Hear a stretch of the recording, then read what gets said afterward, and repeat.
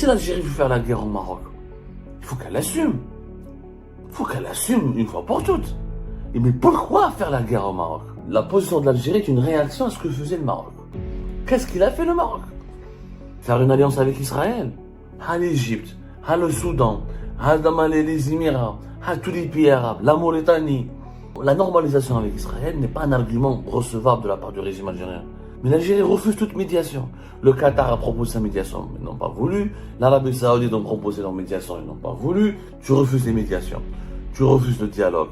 Tu refuses la négociation. Les défilés militaires, les entraînements militaires devant les frontières. C'est l'Algérie qui, on a l'impression que c'est l'Algérie qui veut la guerre. Qu'est-ce que l'Algérie exige au Maroc? Le Sahara occidental, c'est un problème qui était au niveau de l'ONU. Maintenant, on change de dogme et on veut dire que le Sahara occidental est un problème algéro-marocain. Mais il faut le reconnaître. Dans ce cas-là, il faut demander à l'ONU de ne pas se mêler et proposer des solutions directement avec les Marocains. Donc, dans ce cas-là, il faut leur parler directement et essayer de traiter ce problème une fois pour toutes. Si l'Algérie veut faire la guerre au Maroc, il faut qu'elle assume. Il faut qu'elle assume une fois pour toutes. Et mais pourquoi faire la guerre au Maroc? Voilà, le Majid Tebboune, il dit la position de l'Algérie est une réaction à ce que faisait le Maroc. Qu'est-ce qu'il a fait le Maroc? Dans le monde d'aujourd'hui, dans les relations internationales, il y a ce qu'on appelle le Conseil de sécurité de l'ONU. Le Conseil de sécurité de l'ONU est un organe qui permet de traiter les différends entre les États, notamment lorsqu'il s'agit de problèmes frontaliers, de problèmes de sécurité, de problèmes militaires, de problèmes de guerre entre les deux pays, entre deux pays. Il y a le Conseil de sécurité de l'ONU, et qui a traité plusieurs dossiers. Et là, l'Algérie a des preuves. Le Maroc a fait, parce que le verbe faire, qu'elle explique ce que le Maroc a fait. Je ne fais mon monnais. Elle donne ses preuves au Conseil de sécurité, elle demande des sanctions contre le Maroc.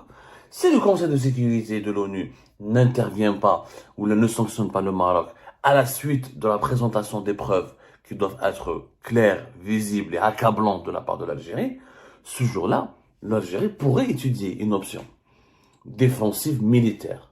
Mais là, on accuse le Maroc d'attaquer l'Algérie. Qu'est-ce que le Maroc a fait?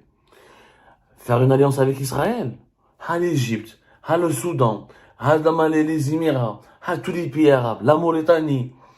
Ils sont tous en train où il y a des pays qui l'assument ouvertement et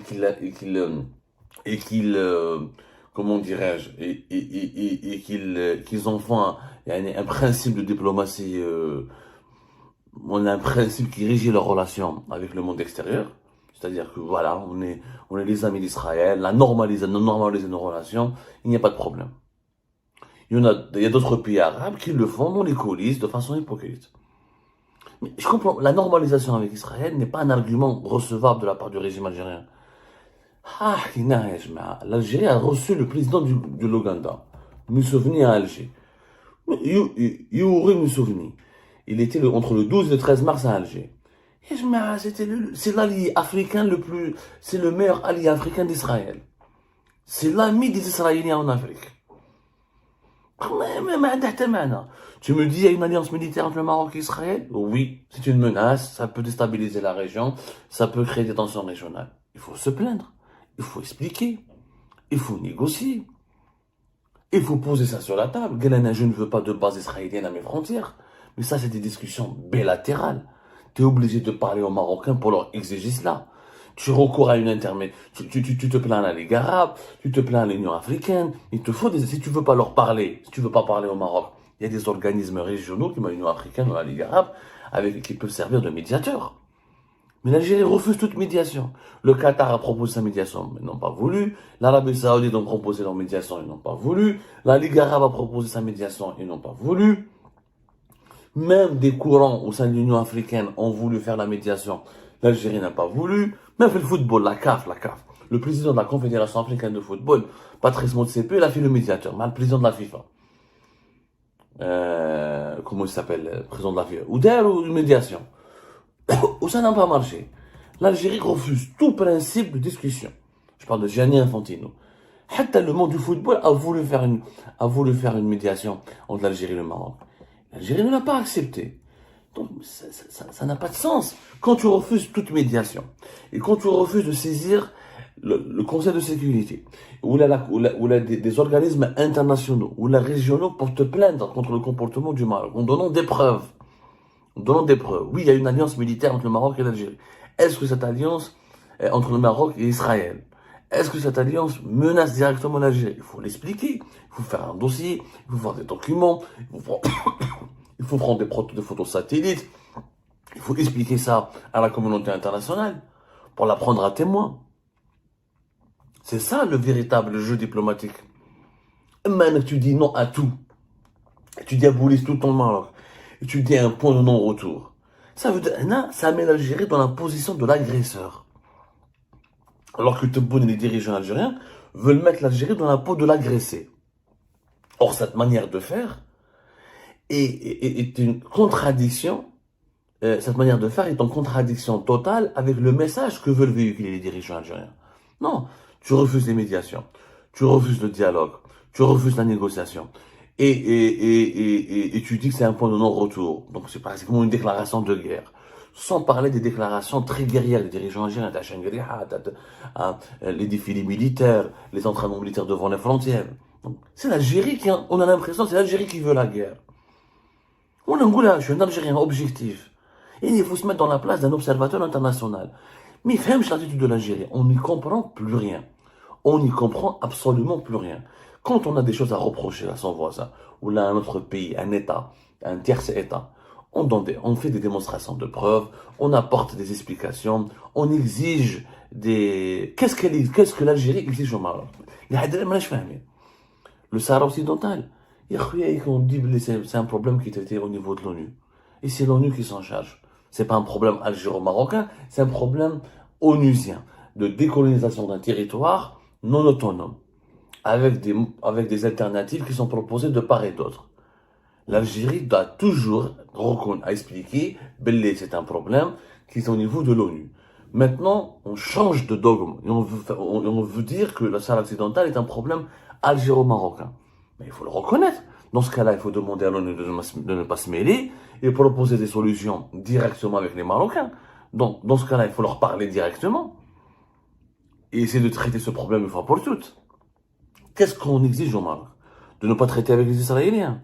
Ah, tous les pays africains ils traitent avec les Israéliens. Tous les pays arabes traitent avec les Israéliens. Puis, mais on ne voit pas, Yannick. Qu'est-ce qu'on leur demande à la fin? Qu'est-ce qu'on leur demande? Il y a des problèmes entre le Maroc et l'Algérie. Et il y a le problème des Algériens qui ont été expulsés du Maroc dans les années 70, le problème des réparations des indemnisations des propriétaires terriens au Maroc, qui ont perdu leur propriété foncière. Il y a des problèmes techniques. Mais il n'y a pas de gros problèmes, on n'a pas de différends frontaliers, on réclame pas une région au Maroc, le Maroc ne réclame plus une région en Algérie. Donc, pourquoi autant d'hostilité? Pourtant dire qu'il y a un point de non-retour. Donc on a l'impression qu'il y a des courants au sein du régime algérien qui nourrissent l'ambition de faire la guerre au Maroc, qui ont besoin de faire cette guerre au Maroc, non pas pour se défendre, mais pour des intérêts politiques, pour attaquer le Maroc en fait, c'est une vision offensive. Tebboune, quand il parle d'une vision défensive. Se défendre par rapport à quoi? Est-ce que l'alliance israélo-marocaine a commencé à représenter militairement une menace contre l'Algérie? C'est oui, il faut l'expliquer. Qu'il y a le Conseil de sécurité, de l'ONU, qu'il y a l'Union africaine, qu'il y a la Ligue arabe. Et tu poses sur la table les preuves. Si tu n'as pas de preuves, tu es obligé de te la fermer. Et d'attendre. Et d'adopter une stratégie intelligente. La stratégie de l'Algérie, elle fait de l'Algérie l'agresseur. Un agresseur inconscient que personne ne comprend. Parce que je vous dis la vérité, à l'étranger, personne ne comprend l'attitude de l'Algérie contre le Maroc. Parce qu'officiellement, quand tu parles au Marocain, on n'a pas de problème. On est alliés avec les Israéliens pour notre sécurité. On ne veut pas attaquer les Algériens. Les Algériens, nous voulons ouvrir les frontières. Nous voulons une économie commune. Les Marocains, quand tu leur parles, ils sont dans une position intelligente. On n'est pas dans l'hostilité. On est dans le dialogue. Et l'Algérie et le Maroc qui partagent une histoire commune, une géographie commune. Le Maroc a aidé au combat pour la libération nationale. Ils ont voulu faire le Maghreb ensemble. Les sujets de tension entre les deux pays sont beaucoup moins graves. On l'expliquera dans une prochaine émission pour ne pas trop s'étaler. Mais, dans cette première partie, Restons sur les déclarations de Tebboune. Elles n'ont aucun sens.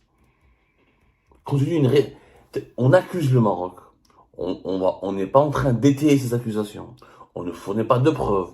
C'est facile d'accuser. N'importe quel pays peut dire, ah, demain, moi, je vais dire, l'Algérie soutient le terrorisme. L'Algérie soutient le terrorisme. On a les preuves. Je peux demain noircir, lancer une campagne. Imaginons, je suis un pays, la Libye, ou la Mauritanie, ou le Niger, ou le Mali, n'importe quel pays, avec lequel on va avoir des problèmes. On va lancer des graves accusations contre l'Algérie. L'Algérie soutient le terrorisme, l'Algérie soutient les groupes armés. Tout le monde peut accuser tout le monde. Mais s'il n'y a pas de preuves, s'il n'y a pas un argumentaire, s'il n'y a pas un exposé, s'il n'y a pas une mise en relief, s'il n'y a pas une mise en exergue, s'il n'y a pas de contexte, un contexte crédible, un contexte qui donne du sens à ces accusations, ça devient ridicule, ça devient des fake news, ça devient des polémiques stériles. Personne ne peut croire, personne ne va croire à ces accusations. Mais c'est comme ça l'Algérie. Une réaction par rapport à quoi? Il faudrait que Tebboune, à un moment donné, dise point par point ce que l'Algérie exige au Maroc. Mais pour le moment, on ne le sait pas. Des feux de forêt jusqu'à l'opposition algérienne, le Maroc est accusé de tout. Or, l'opposition algérienne ne vit pas au Maroc, elle vit dans des pays occidentaux comme la France et la Grande-Bretagne ou l'Espagne. Ou le Canada ou les États-Unis d'Amérique. Donc, le langage anti-marocain du régime algérien n'a rien de... finalement, n'a strictement aucune relation avec les problèmes géopolitiques ou la diplomatique. On est de plus en plus convaincus, et tous les observateurs internationaux le constatent, que le problème algéro-marocain est une équation de la politique interne en Algérie. Les dirigeants algériens donnent l'impression qu'ils ont besoin d'un ennemi, qu'ils ont besoin d'un ennemi interne, qu'ils ont besoin d'un ennemi pour terrifier la population, pour se maintenir au pouvoir et pour justifier peut-être cette politique de la persécution et cette politique de l'autoritarisme qui a été imposée aux Algériens et aux Algériens depuis 2020-2021.